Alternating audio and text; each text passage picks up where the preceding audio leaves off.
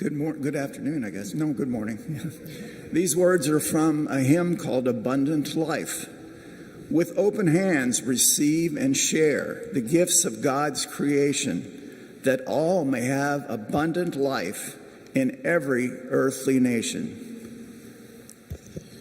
When we were asked to speak on stewardship by Father Randy, we agreed. However, since we are relatively new members here at Epiphany, we were sure it was a mistake and that we would probably be subbed out.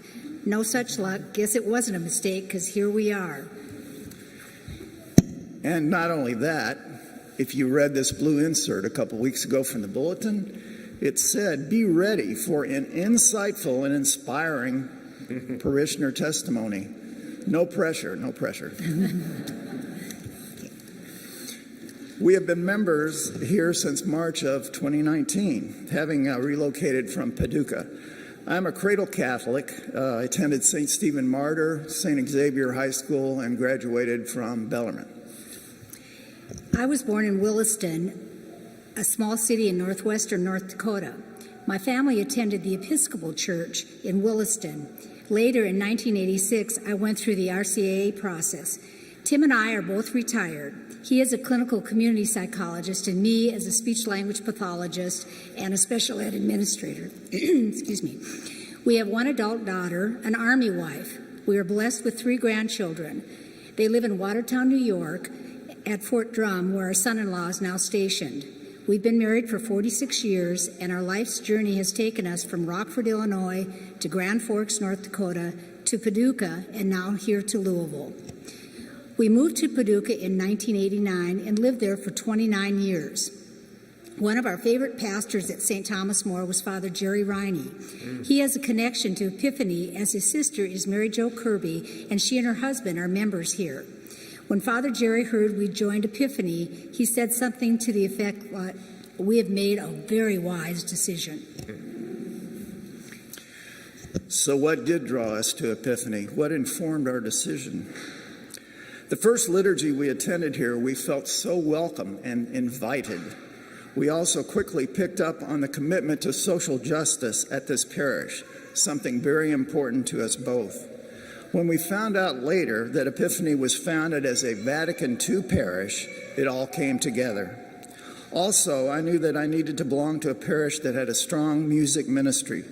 I had been actively involved in the music ministry at Thomas More since 1993, and it had become an important part of my life. Epiphany certainly filled that need. I was welcomed into adult choir and bell choir right away. So let's get to the nitty-gritty. Stewardship. It seems that most of us learn to do stewardship at a time when we are too young to have a complete realization of it. I was raised in a family where time, talent, and treasure were meant to be shared with the church community. My parents were great examples of this. Both were what I would characterize as Marthas, quiet participants and doers of anything that needed to be done for our small congregation and our community. I was raised in a family with my maternal grandparents and my mother. While treasure was emphasized, we religiously, no pun intended, contributed to the church in our weekly envelopes. I also saw my grandmother go out of her comfort zone, as she was a real homebody, and she shared her cooking talents by volunteering at the parochial school cafeteria. Over time, lives change. Children grow up and go out on their own. Career goals are achieved. Family income increases. You have more time on your hands. You come to the realization that your practice of and understanding of stewardship has evolved. Just what does it mean to be a good steward? The practice of stewardship is scripturally based. We are all aware of the parable of the talents. We identify with and want to be like the stewards who doubled their talents from 2 and 5 to 4 and 10. We do not want to bury our talents like the one whom the master calls lazy and worthless. Tim and I have come to the realization that stewardship is a mindset, a philosophy of life, a way of living that is planned and consistent to the greatest degree possible. We believe that the true nature of Christian stewardship is dynamic and at some stage of development, no matter what your age or family situation. Another way to look at this is that your life is being guided by a philosophy of abundance. With an abundance mindset, you acknowledge that there is plenty of everything in God's creation. Abundance thinking brings clarity, creativity, and hope, while the opposite, a scarcity mentality, brings fear and tunnel vision. An abundance mindset also increases your sense of gratitude and motivates you to give back. Scripturally, I associate an abundance mindset with the miracle of the loaves and the fishes. 5 loaves and 2 fishes in the presence of the multitude was intimidating indeed, yet we know from the gospel that all were fed with leftovers available for later. Time and talent. We like to think time and talent endeavors as flowing from feelings of gratitude. At its most basic nature, it's letting yourself experience a sense of awe, A-W-E, at the beauty of God's creation, and thus foster a desire to give back. In discerning how to be a good steward in areas of time and talent, it's useful to acknowledge the God-given talents with which we've been blessed. Using the phrase, I'm a good fill in the blank, is a good place to start. Your talents may be obvious ones. I'm a good reader, I'm a good musician, I'm a good number cruncher, a good cook, a good techie.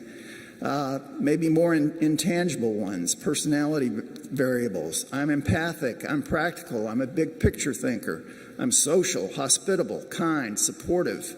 Your talents, gifts, and qualities could and would be useful in many different ministries. Treasure. Over the years, when this topic is addressed, we have noticed that it's often accompanied by an apologetic stance or a joke about, here we go again. But if you think about the concept, though, monetary contributions support the church in a myriad of ways, just like your time and talent. When you share your treasure, you are expressing gratitude for all you have received, and thus are sharing with others. Our approach to treasure has evolved over the years, as I'm sure it has for many families. Younger families have some hefty expenses like house payments, school tuition, etc. For those of us in our retirement years, monthly expenses are a little more predictable. We have found it useful to intentionally develop a plan for us to work towards achieving the 10% tithe. During our earlier years, we were comfortable with the notion that time and talent activities count toward that 10% guideline because it seemed difficult at times to come up with the 10% off the top.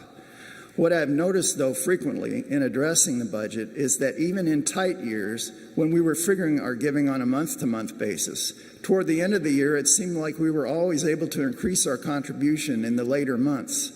Also, it seemed like when there was an unexpected large expense, soon after there would be an unexpected windfall, and we were still able to be consistent with our monthly commitment. Charitable giving is also a key part of the treasure aspect of stewardship.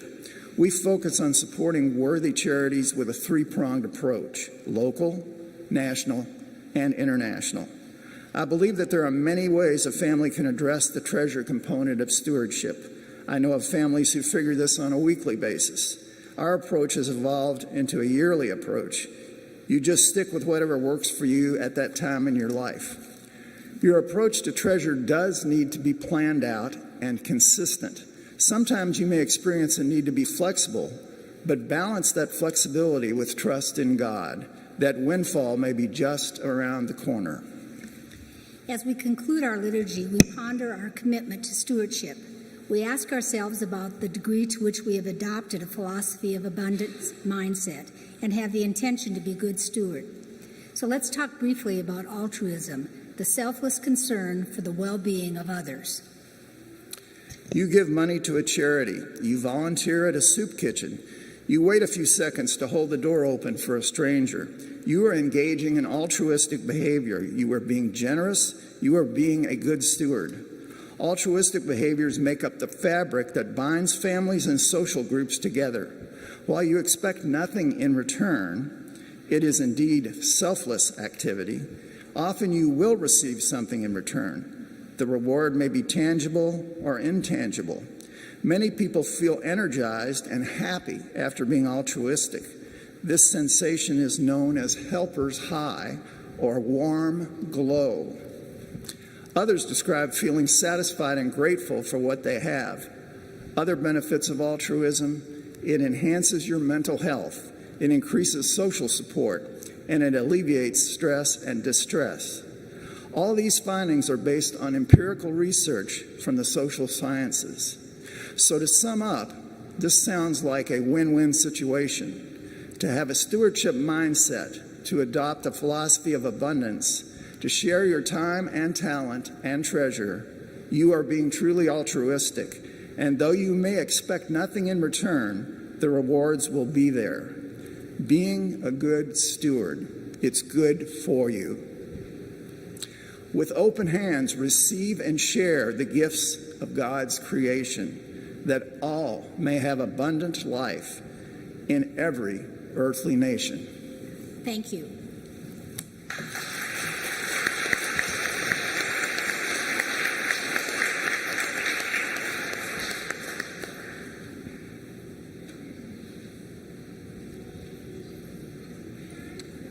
I'm reminded that Tiffany started their first stewardship program in 1985. No other parish was even thinking about it, and the diocese says, "What's that?" 5 years later, the diocese started an office of stewardship. So we were the first parish to do that. It was controversial, though, because we're Catholic, you know. But anyway, it's time, talent, and treasure. It's being Christian. Let's conclude our prayer.